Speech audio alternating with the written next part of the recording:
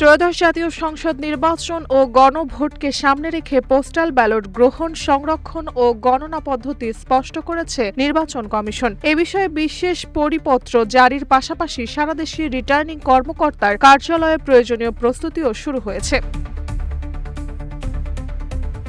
নির্বাচনী কমিশনের তথ্য অনুযায়ী পোস্টাল ব্যালটে খাম ডাকযোগে রিটার্নিং কর্মকর্তার কার্যালয়ে পৌঁছানোর পর তার নির্ধারিত কক্ষে রাখা হবে। প্রতিটি সংসদীয় আসনে নিবন্ধিত পোস্টাল ভোটারের সংখ্যার ভিত্তিতে প্রতি 400 ব্যালটের জন্য একটি করে স্বচ্ছ ব্যালট বাক্স ব্যবহার করা হবে। ব্যালট বাক্সে আসনের নাম ও নম্বর সংবলিত স্টিকার থাকবে এবং প্রতিটি বাক্সে 4টি করে লক লাগানো হবে।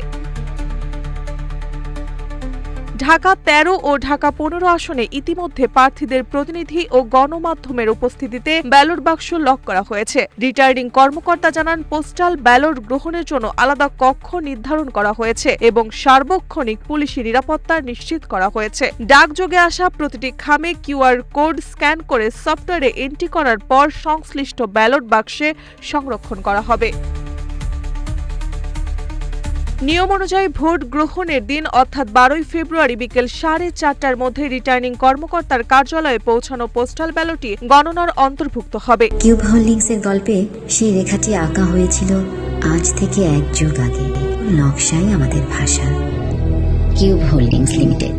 এরপরে আসা ব্যালট স্ক্যান বা গণনা করা হবে না এবং বাতিল হিসেবে আলাদাভাবে সংরক্ষণ করা হবে। প্রিজাইডিং অফিসাররা ব্যালট বাক্স বুঝে নিয়ে আসন ভিত্তিক কক্ষে ব্যালট গণনা করবেন। এ সময় প্রার্থী বা তাদের এজেন্টরা উপস্থিত থেকে পুরো প্রক্রিয়া পর্যবেক্ষণ করতে পারবেন। পরিপত্র অনুযায়ী প্রবাসীদের জন্য ব্যবহৃত পোস্টাল ব্যালটে সব দলীয় ও স্বতন্ত্র প্রার্থীর প্রতীক রয়েছে, আর দেশের ভেতরে পোস্টাল ব্যালটে থাকবে সংশ্লিষ্ট আসনের প্রতিদ্বন্দ্বী প্রার্থীর নাম ও প্রতীক। দেশে ও প্রবাসী মোট 15,33,000-এর বেশি ভোটার পোস্টাল ভোটিংয়ে নিবন্ধন করেছে। এর মধ্যে দেশের ভেতরে সরকারি চাকুরিজীবী, নির্বাচনী দায়িত্বপ্রাপ্ত ব্যক্তিসহ কারাবন্দীরাও ডাকযোগে ভোট দিতে পারবেন। নিউজ ডেস্ক, রূপালী বাংলাদেশ।